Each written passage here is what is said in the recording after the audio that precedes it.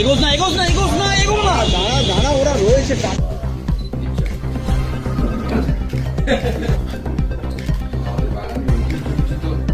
পালন করতে হবে। সাদা শাল হচ্ছে আমাদের, এটা আপনি খাবেন না তো বলে এনেছেন হয়ে এটা খাবেন না।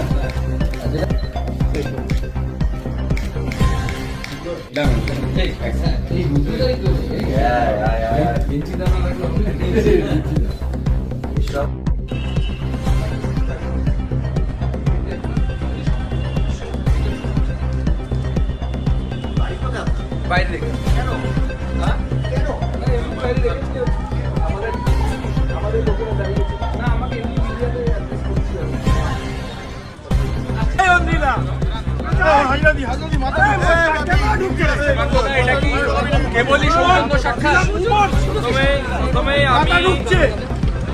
বিধিবদ্ধ সতর্কীকরণ দিয়ে দিই, ডিসক্লেমার, এর সাথে রাজনীতিকে জড়াবেন না, রাজনীতির কোনো জায়গা নেই।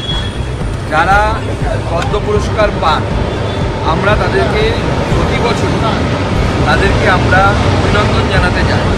আর আজকে আমার সৌভাগ্য যে বাংলা সিনেমার যাকে অন্যতম মহিরুহ বলা হয়, অর্থাৎ প্রসেনজিৎ দা, যাকে আমরা বুম্বাদা নামে চিনি, তার পদ্ম পুরস্কার প্রাপ্তি উপলক্ষে আজকে আমি আমাদের কালচারাল সেলের প্রধান, অন্যতম বাংলার অভিনেতা রুদ্রনীল ঘোষ, আমাদের সভাপতি অনুপম ভট্টাচার্য সহ অন্যান্যরা আমরা আজকে মাননীয় বুম্বাদাকে শুভেচ্ছা জানালাম, অভিনন্দন জানালাম।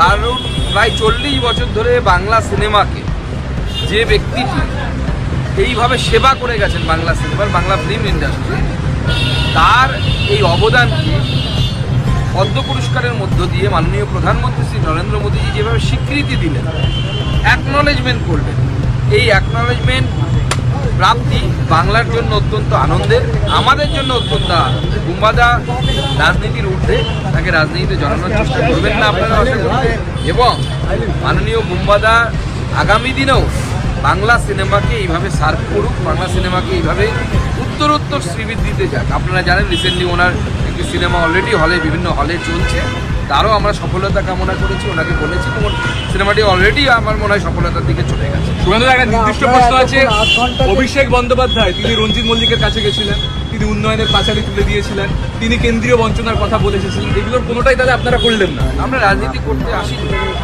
আমাদের কাজ হচ্ছে ওনাকে সম্বর্ধনা দেওয়া এবং ওনাকে অভিনন্দন জানানো।